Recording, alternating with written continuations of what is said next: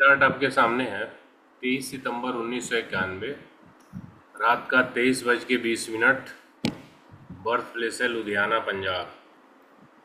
इनकी कुंडली आती है और इनको अपनी नौकरी, प्रोफेशन और फाइनेंशियल लाइफ ओवरऑल सभी जानना होता है कि कैसा है, क्या रहेगा। मिथुन लग्न की इनकी कुंडली बनी हुई है। फर्स्ट हाउस में केतु है। पहले भाव में या 12वें भाव में केतु हो तो नॉर्मली जातक का ऑकल्ट यानी ज्योतिष की तरफ रुझान ज़्यादा होता है, कहीं ना कहीं एक इंटरेस्ट हो जाता है। ठीक है। अब होता क्या है कि अभी तो मान लो आजकल ज्योतिष वाली चीज़ें हैं, चल रही हैं, मतलब ऑनलाइन हो गया, यूट्यूब, फेसबुक, ये सारे माध्यम हैं, तो लोग जुड़ जाते हैं, इजीली कनेक्ट हो जाते हैं। 20, 30, 40 साल पहले जब ये चीज़ें नहीं थी तो इसमें क्या होता था, ऐसे लोग जैसे किसी के यहाँ कोई पंडित आ गए, ज्योतिष या तांत्रिक, तो ये लोग काफ़ी गौर से उसकी बात को सुनते थे, समझना या उससे कुछ पूछना, वो जैसे कर रहा है तो उस चीज़ों को ऑब्जर्व करना, कहीं ना कहीं मतलब एक क्यूरियोसिटी इनके मन में होती थी या रहता ही है, जिसके कारण इन लोगों का रुझान केतु के कारण बेसिकली ज़्यादा हो जाता है। तो ये भी जो है अभी प्राइवेट तौर पे कोचिंग चलाते हैं और एस्ट्रोलॉजी के लर्नर हैं, यानी सीख रहे हैं, 1-2 जगह कोर्सेज भी किया हुआ है। अभी प्रोफेशनली इस फील्ड में नहीं आए हुए हैं। प्रोफेशनली हम कहें तो ये टीचर हैं प्राइवेट कोचिंग में, अपनी ही कोचिंग है, पार्टनरशिप में करते हैं। अब नौकरी को लेके प्रश्न है, देखा जाए कि क्या नौकरी कर सकते हैं कि नहीं कर सकते हैं, क्या है किस प्रकार से। तो हमें छठा कस्पल सबलॉर्ड जैसे कि आपने पढ़ा है वो हमें देखना है। इनकी कुंडली में 6 ESL है राहु। यहाँ सबलॉर्ड वाले सेक्शन में देखेंगे तो राहु 1, 5, 6, 7, 11 5 भावों का सबलॉर्ड राहु बना हुआ है। तो अनटेनेंटेड प्लेनेट राहु, यहाँ पे राहु के रिजल्ट को देखिए। राहु रिजल्ट दे रहा है 3, 4, 6, 7, 8, 11। इसमें इन हाउसेस को भी हम जोड़ देंगे तो इसमें 1, 5 ऐड हो जाएगा, बाकी सारे हाउसेस इसमें दिए हुए हैं। तो हमने यहाँ पे जोड़ दिया 1 और 5 राहु पे, 1 और 5। राहु का स्टार है वीनस, वो रिजल्ट दे रहा है 3, 12 का, और राहु का सबलॉर्ड है सैटर्न, जो रिजल्ट दे रहा है 8, 9, 10 का। ठीक है। सैटर्न के बारे में एक ऑब्जर्वेशन ये है, रिजल्ट सैटर्न प्रोफेशन का कारक होता है, चाहे वो आपका सबलॉर्ड बने या ना बने, वो प्रोफेशन का बाय डिफॉल्ट कारक है। जब आपकी कुंडली में सैटर्न रेट्रो हो जाता है तो निश्चित तौर पे मान के चलिए कि 28 से 32 साल की उम्र तक आपके प्रोफेशन में स्ट्रगल देता है। इनके 6 ESL में ही आ गया है सैटर्न, यानी 6 ESL के परिवार में ही आ गया है, तो कहीं ना कहीं एक स्ट्रगल देगा, संघर्ष कराएगा, काम को सेट होने में प्रॉब्लम कराएगा। यहाँ पे हम हाउसेस को पढ़ें तो इस सैटर्न 6 ESL जो राहु बना हुआ है, इसमें नौकरी के लिए या सर्विस प्रोवाइडिंग जो वर्क है उसके लिए पॉजिटिव हाउसेस 6 और 11 है, और यहाँ पे 10 है, यानी 6, 10 और 11 है। निगेटिव की बात करें तो 5, 8, 9 और 12 है, 5, 8, 9 और 12 है। मतलब नौकरी के लिए पॉजिटिव हाउसेस भी हैं और निगेटिव हाउसेस भी हैं। तो यदि ये जातक प्राइवेट नौकरी करता है तो प्राइवेट नौकरी में बार बार इसको नौकरी चेंज का सामना करना पड़ेगा। जो रुद्र जी आप वो क्वेश्चन पूछ रहे थे कि नौकरी निकाले जाने का, तो निकाले जाने वाला भी कॉम्बिनेशन है। ऐसी भी पॉसिबिलिटी बनेगी कि आपको निकाल ही दिया जाए, आपको शर्मिंदगी, एम्बेरसमेंट का सामना करना पड़ेगा, और बार बार चेंजेस भी होंगे। साथ ही साथ 3, 9, 12 घर से दूर ही जाना पड़ेगा, घर के नज़दीक में कोई ऑप्शन नहीं है, बड़ा मुश्किल है। अब ये टीचिंग कर रहे हैं यानी पढ़ा रहे हैं, इस फील्ड में पढ़ाने का भी एक इंडिकेशन मिल जाता है। 10th कस्पल सबलॉर्ड है इनका जुपिटर। अभी 10th कस्पल सबलॉर्ड आप नहीं पढ़े हैं लेकिन उसको समझना है, तो इसीलिए मैं यहाँ पे बता दे रहा हूँ, चूंकि एक फ्रेश चार्ट हमने लिया है। तो 10th कस्पल सबलॉर्ड है जुपिटर, कहीं ना कहीं सेकंड में, 6 में या 10 में जुपिटर का रोल मिलता है, तो आदमी पढ़ाने की तरफ उसका झुकाव होता है और वो पढ़ाता है। टीचिंग जुपिटर का है, तो वो जुपिटर इनका 10th कस्पल सबलॉट बना हुआ है, और पढ़ाने वाला जो हाउसेज है 4-5 वो इस जुपिटर की फैमिली में मौजूद है। तो पढ़ाने का एक इंटरेस्ट इनका हुआ और ये पढ़ाने लगे, मतलब पढ़ा रहे। तो अब जो इनके चार्ट से हमें अब यस या नो तक पहुंचना है कि क्या नौकरी इनके लिए सूटेबल है, तो नो, सूटेबल नहीं है, क्योंकि ये नौकरी में स्टेबिलिटी ही नहीं रहेगी। तो जब स्टेबिलिटी ही नहीं रहेगी तो मुश्किल है। गवर्नमेंट जॉब के देख रहे हैं तो पॉसिबिलिटीज़ यहाँ पे 6 और 10 कस्पल सबलॉट को देखिए तो है नहीं, बड़ा मुश्किल है। और नॉर्मली 91 का इनका बर्थ है, 30 तो पार हो ही चुके हैं, 33 ईयर्स उम्र हो चुका है। यदि जनरल कैटेगरीज होंगे तो ऑलमोस्ट बहुत सारी नौकरियों की एज ये पार कर चुके हैं। सामान्यतः 32 साल तक होता है, बहुत कहीं कुछ स्टेट गवर्नमेंट की होती होंगी तो उसमें कहीं 35 या 37, मुझे नहीं लगता, अधिकतम का 32 ही होता है जहाँ तक जानकारी है। जब ठीक है, 1-2 का कहीं होगा एक्सेप्शन तो उसको हटा दीजिए, अदरवाइज मतलब जनरल कैटेगरी के लिए गवर्नमेंट जॉब में 32 का एज ही मैक्सिमम लिमिट है। तो यदि यही इनका डॉक्यूमेंट में भी बर्थ डिटेल्स होगा तब तो ये पार हो चुका है। अब उसकी संभावना गवर्नमेंट जॉब की काफ़ी क्षीण हो जाती है, नगण्य ना के बराबर। अब वो मैटर यहीं पे हट गया, मतलब प्रैक्टिकल तौर पे भी और एस्ट्रोलॉजिकली भी गवर्नमेंट जॉब का इनकी चार्ट में नहीं दिख रहा।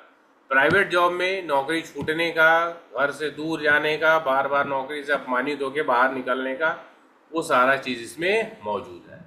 तो ये नौकरी का कंक्लूजन यहाँ से निकल गया। अब बात आती है कि जो ये टीचिंग कर रही है, क्या टीचिंग इनके लिए अच्छा है या नहीं है।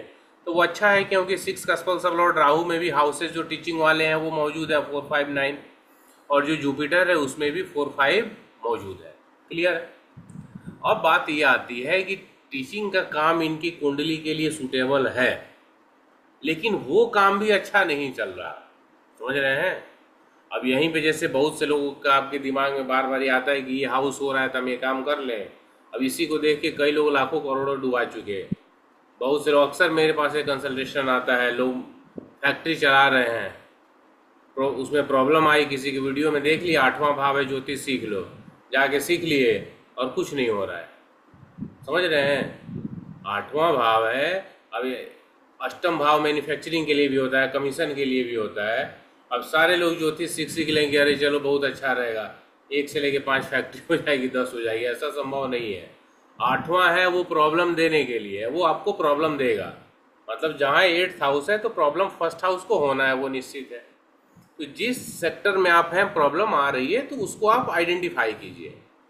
एस्ट्रोलॉजी वाला कहाँ से ये भूत आ गया, मैंने आपको कई बार बताया है कि होने और करने वाले 2 प्रकार के घटनाक्रम होते हैं।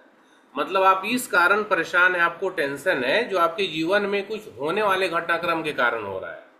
नहीं, जैसे रिलेशन टूट गया या परिवार में किसी की सडन डेथ हो गई या कुछ प्रकार के ऐसे, मतलब जिसको रोकना या प्लानिंग आपके हाथ में नहीं है, उस कारण आप दुख और टेंशन में है, तो कुछ नया सीखने लगते हैं। 8वां नया सीखने की बात है, या ज्योतिषी नहीं है, लेकिन एक भेड़ चाल है, अपने कोर्सेज बेचने हैं लोगों के, एक रील्स वायरल करके चलो आ गया कि जैसे ज़्यादा से ज़्यादा लोग हैं दुनिया में, हर एक लोग दुखी हैं। आप पूछने निकल जाओ कितने लोग सुखी हैं, कि आप सुखी हैं, क्या आप सुखी हैं, तो देखिए पता चलेगा। हर व्यक्ति किसी न किसी कारणवश दुखी है। अब लोगों को लगा कि हम ज्योतिष सीख लेंगे तो सारा दुख खत्म हो जाएगा, विष्णु भगवान की तरह क्षीर सागर में बैठ के हम करेंगे, ऐसा नहीं होता है। अब वहीं लोगों ने सीख भी लिया, पता चला दुख वहीं का वहीं है, फैक्ट्री बंद करने की नौबत आ गई। तो ये मूर्खता है, जहाँ प्रॉब्लम है आपको वहाँ सॉर्ट आउट करना पड़ेगा।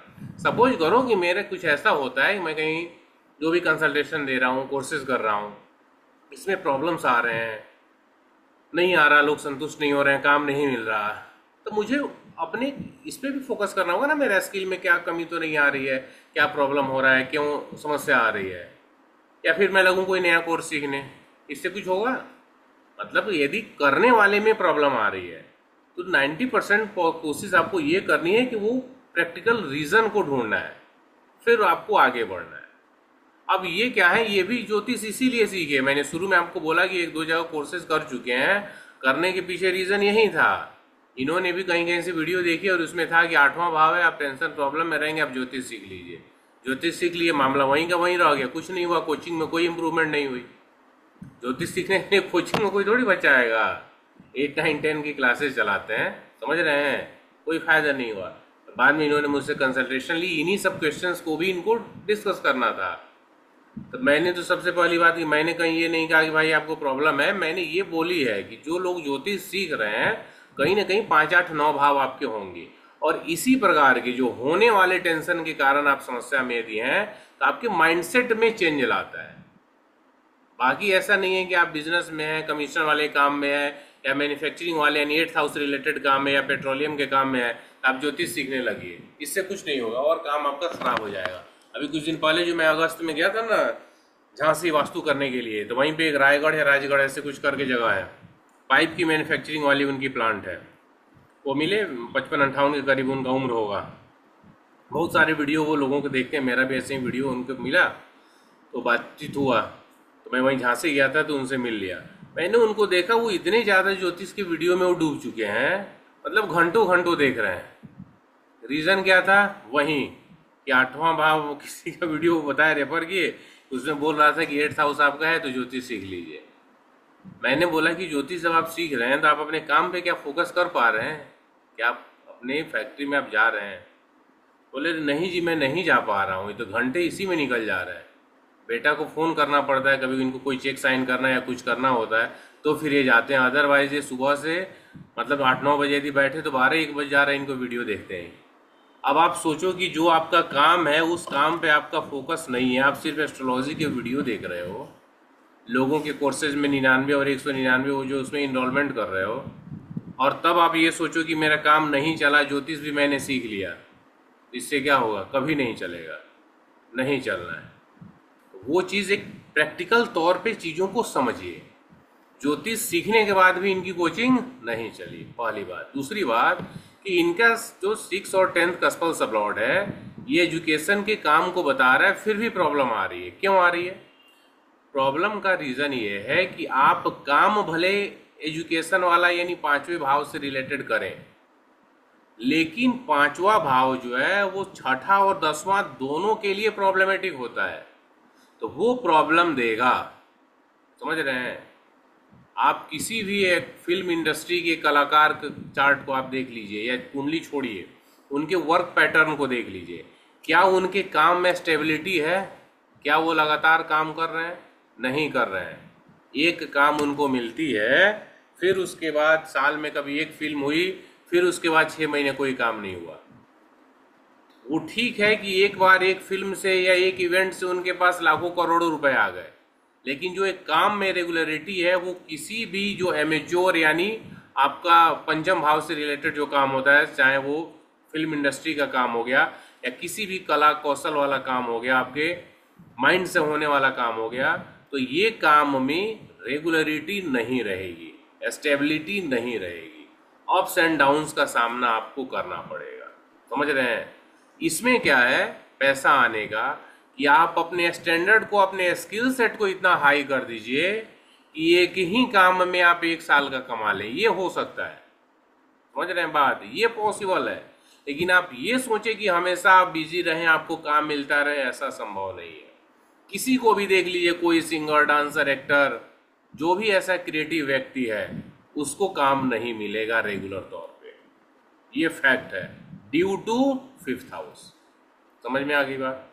तो ये भले आप टीचिंग कर रहे हैं, काम इनका 5th हाउस से रिलेटेड है, लेकिन चूंकि 6 और 10th 6 कस्पल सबलॉर्ड में 5, 8, 9, 12 ये निगेटिव का है, तो ये प्रॉब्लम देगा। मेहनत करके आप जहां से भी पैसे जनरेट करते हैं, डायरेक्टली आपके शरीर का मेहनत इन्वॉल्व होता है, वो भी 6ठे भाव का ही है। तो उसी 6 हाउस के कारण, यानी जैसे ही अपनी ही इनकी कोचिंग चलती है, चलाते हैं, तो इसमें अपना ही शरीर का मेहनत इन्वॉल्व है, तो उसमें प्रॉब्लम आना है। 6, 7, 10, 11 ये नौकरी के लिए, मतलब 6, 10, 11 या नौकरी से रिलेटेड सर्विस प्रोवाइडिंग वर्क के लिए अच्छा है, लेकिन साथ ही साथ 5, 8, 9, 12 भी है जो कि उसके लिए प्रॉब्लमेटिक है, तो वो अप्स एंड डाउन्स इनको देगा। वैसे ही 10th कस्पल सबलॉर्ड को भी जब आप जज करेंगे तो इसमें 10th कस्पल सबलॉर्ड में 11th हाउस, 2nd हाउस, 2 और 11 तो चलो अच्छा हो गया, 7वां भी कोई दिक्कत नहीं है, 6ठे वाले काम के लिए ये भी सपोर्टिव हो गया, लेकिन यहाँ पे 8 और यहाँ पे 5 है, सबलॉर्ड स्तर पे भी वैसे 11 है, तो प्रॉब्लम 11 के कारण विश फुलफिलमेंट तो होगा, लेकिन ये 11 जो है वो 5 के रिजल्ट को खत्म नहीं कर सकता, या 10th कस्पल सबलॉर्ड का जो 11 है वो 6 वाले के 5, 8, 9 के रिजल्ट को खत्म नहीं कर सकता।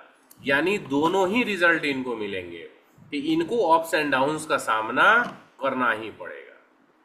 ठीक है, अब बात ये अप्स एंड डाउन्स वाली जो बात थी, इसमें इन्होंने और भी एक दो जगह कुंडली दिखाई थी। उस कुंडली से इनको जैसे ये कहा गया कि आपकी कुंडली में बहुत सारे दुर्योग बने हुए हैं। दुर्योग में क्या क्या था? शनि आपके 8वें भाव में, ये बहुत खराब है। चंद्रमा आपका 10th हाउस में है, ये बहुत खराब है। राहु आपके 7th हाउस में है, राहु और केतु, तो ये अर्ध कालसर पे ऐसे कुछ करके नाम बता रहे थे, ये बहुत खराब है। इस प्रकार के हम अभी उस चीज़ पे नहीं जाते हैं कि यहाँ शनि खराब है या चंद्रमा खराब है, राहु खराब है या मंगल खराब, ये इस बात को हटा दीजिए। क्वेश्चन ये था कि क्या इन चीज़ का हम उपाय कर लेते हैं? नहीं, मतलब जो भी XYZ एस्ट्रोलॉजर के बेस पे शनि 8th का जो कुछ भी रेमेडीज हो, या चंद्रमा का हो या राहु का हो, तो यदि हम उसको कर देते हैं तो क्या ये चीज़ें जैसे जिस आधार पे अभी ये काम कर रहे हैं तो इनको रिजल्ट मिलेगी? अब तक का मेरा ऑब्जर्वेशन है कि नहीं मिलेगा। काम के पैटर्न को जब तक आप चेंज नहीं करेंगे तब तक आपको चेंज होना मुश्किल है। अब काम के पैटर्न में क्या चेंज करना है? जब भी आपके 6 या 10th कस्पल सबलॉर्ड में 5, 8 या 5, 8, 9, 12 आ रहा हो, ऐसे लोगों को काम का मनी मैनेजमेंट खुद नहीं संभालना चाहिए। यानी आपको अपने आप को मनी मैनेजमेंट वाले काम से अलग करना होगा। ये पैसे का काम खुद ही देखते हैं। ऐसे लोगों का सर्विस देने के बाद जब पैसा लेंगे तो पैसा नहीं मिलेगा। तो पहला इनको चेंज ये करना होगा कि आप पढ़ा रहे हैं तो पैसा एडवांस ले, जो कि इनके पास नहीं है। बच्चे पढ़ने के बाद पैसा देते हैं, मतलब जैसे मंथ एंड जब होता है तो पैसा देते हैं। समझ में आई बात? मैंने कहा ये आपको नहीं करना है। यानी पहला चेंजेस आप ये करो कि पैसा पहले लो। दूसरा काम ये करो कि आप सिर्फ पढ़ाने पे फोकस करो। आपको सिर्फ पढ़ाना है, सिर्फ आप पढ़ाओ, और पैसे के लिए या तो आप स्टाफ रखो या जो कुछ भी आपके फैमिली मेंबर में यदि कोई सदस्य है उनकी इन्वॉल्वमेंट यदि होती है, या फिर आपकी वाइफ यदि इन्वॉल्व करना चाहती हैं, वाइफ का चार्ट वैसे आप दिखवा लेना है, देख लेना है जैसे जो आपका नॉलेज उस बेस पे। लेकिन चूंकि 7th हाउस है तो पत्नी की इन्वॉल्वमेंट से आपको लाभ मिलना चाहिए। आपके चार्ट के अकॉर्डिंग हम देखें तो वो आप उनको इन्वॉल्व कर सकते हो यदि उनका इंटरेस्ट है तो। यहाँ नाम वाला कोई कॉन्सेप्ट नहीं कि हम पत्नी से नाम रख लें, ऐसा वैसा, उससे कुछ नहीं होना है। आदमी जो इन्वॉल्व होगा, जो डिसीजन लेगा, उसी का मैटर है। तो जब आपकी वाइफ इन्वॉल्व होंगी, उनका डिसीजन होगा, तो ही आपको बेनिफिट मिलेगा। ये 2 पैटर्न हो गए। तीसरा मैंने ये बोला कि आपके शहर में यदि और भी कोचिंग्स हैं, बहुत सारे कोचिंग जो हैं वो ट्यूटर को हायर करती हैं, आपका एक दिन 1 क्लास 2 क्लास इस तरह से देती हैं। यानी एज ए टीचर आप वहाँ जा रहे हैं, आपको सैलरी मिलेगी। उस सैलरी बेस पे भी आप काम को कर सकते हो। वो आपको बस जाना है, पढ़ाना है। तो जहाँ भी ये 5th हाउस होता है वो आपको आपके सब्जेक्ट का क्रिएटिव नॉलेज देता है। मतलब वो कुछ भी आप पढ़ाओगे तो दूसरे की तुलना में अलग तरीके से रिप्रेजेंट करोगे। तो बाय डिफॉल्ट नॉलेज का कारक जुपिटर यहाँ आ गया, और 5वां भाव तो है ही 5 और 8, तो मतलब रिसर्च बेस्ड फैक्चुअल नॉलेज को ये डिलीवर करते हैं। तो यानी कहीं ना कहीं इसमें टैलेंट है, इस व्यक्ति में टैलेंट होगा अपने विषय के प्रति, अपने सब्जेक्ट के प्रति। लेकिन जब ये काम को अपने से सोचेगा कि पूरा फाइनेंस हम खुद ही हैंडल करें और हम उसमें सक्सेस कर जाएं, तो बड़ा मुश्किल है, नहीं होगा।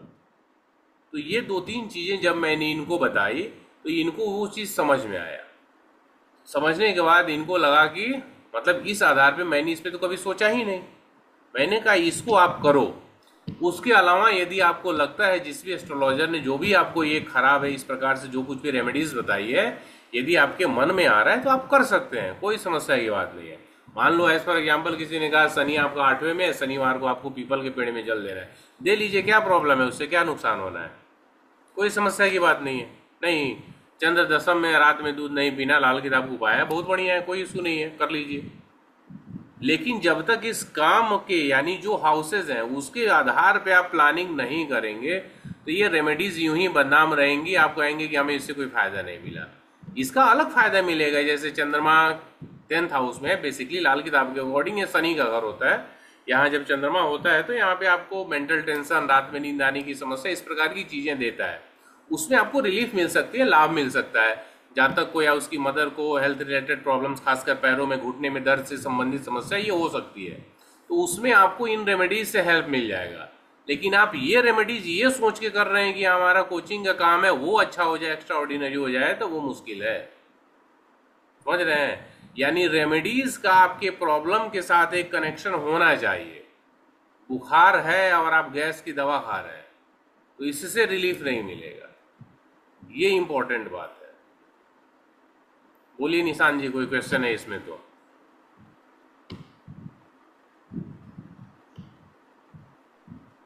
बिल्कुल बिल्कुल सही है सर। क्या है इसमें, क्या बोले? नहीं, आप जो बोले बिल्कुल सही है सर। नहीं, बिल्कुल सही नहीं, थोड़ा सा कमी है इसमें। और चलिए, और किसी को बोलना है? रजनी जी, रुद्र जी, बोलिए, नीलम जी, इसमें और चार्ट को ठीक है देखिए, सर, क्लियर कुछ आ रहा है तो। क्लियर है। सर बहुत कॉम्प्लिकेटेड मतलब है। कॉम्प्लिकेटेड क्या, कुछ नहीं, आदमी को चीजों को समझना होगा ना। कॉम्प्लिकेटेड क्या लगा इसमें आपको, बताइए। नहीं मतलब इन सब चीजों का इंटरप्रिटेशन, फिर उसको कैसे बैलेंस करना, सर ये क्या लग अपने रहा है? एक्सपीरियंस हाँ एक्सपीरियंस हाँ। के बाद ही आता है नहीं, कोई ये सब जितनी चीजें। चार्ट आप धीरे करेंगे, लोगों को समझेंगे, चीज समझ में आती हम्म। जाएंगी। हमें उस आदमी के नेचर को और वर्क प्रोफाइल को समझना है। हम सीधा ये समझे कि अरे वो बोल रहा है काम में प्रॉब्लम है, काम में प्रॉब्लम है, बस ये, हाँ ये गला खराब, ये गला खराब, ये खराब, बस हो गया। अरे ऐसे नहीं होगा। हमें समझना होगा कि उसके काम का नेचर क्या है, कैसे वो करता है, उसका रोल क्या है।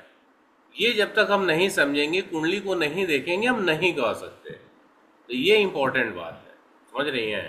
अब जैसे मैं खुद के ही चार्ट को देखूं तो मेरे में भी 5th हाउस दशा में भी चल रही है, प्रॉमिस ऑफ इवेंट में भी देखेंगे, सेकंड में भी जुपिटर है, 5 8 है, ये चीज़ें हैं।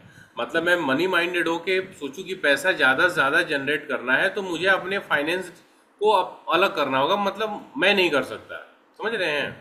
यानी मुझे एक ऐसे व्यक्ति की सेवा लेनी पड़ेगी जो फाइनेंशियल मैनेजमेंट करता हो, मनी माइंडेड व्यक्ति हो, तभी वो पैसे देगा। नहीं, वो डील करेगा, क्योंकि उसके दिमाग में क्या है कि मैक्सिमम सेल्स जनरेट करना है। 5859 वाले सेल्स जनरेट नहीं कर सकते, ये समझिए। तो सेल्स जनरेट नहीं होगा, तो यदि फाइनेंस की प्रॉब्लम आपको है, यानी फाइनेंस वाले पॉइंट ऑफ व्यू से ही आप देख रहे हैं, तो बस आपको वहां से अलग होना पड़ेगा। अब मैं ये सोचूं कि मैं ये उपाय कर लूं, वो कर लूं, वो कर लूं, तो उससे नहीं हो सकता। समझ रहे हैं? क्या है, मैंने आपको एक चीज और बताई कि अपनी स्किल को आपको हमेशा अपग्रेड करना पड़ेगा।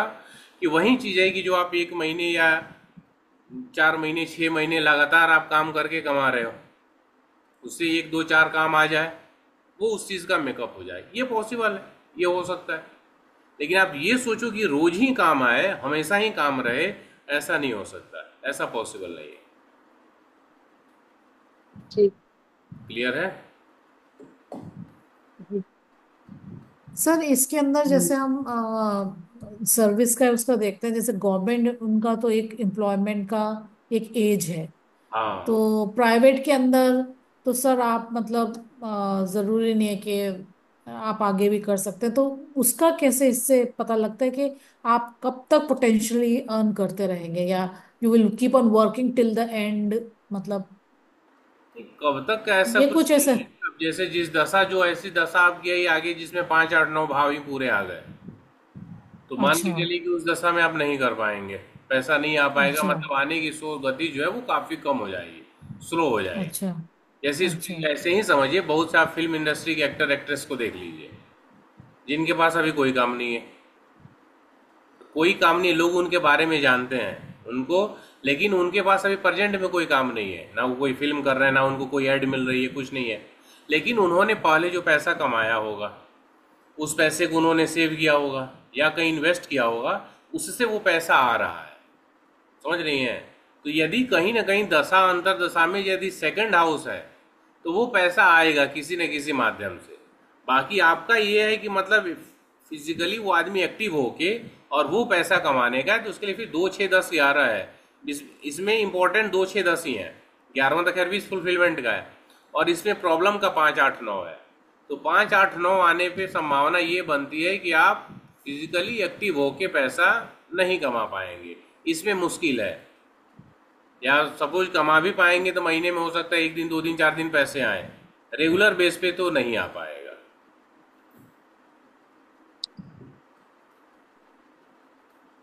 तो सर इसके अंदर जैसे कि दशाएं, जैसे आप वंस, आप जैसे इनका जो सरकारी है उनको तो पेंशन आ रही है या वो आ रहा है, तो वो तो एक टू तो उनके उसमें होगा ही होगा ना।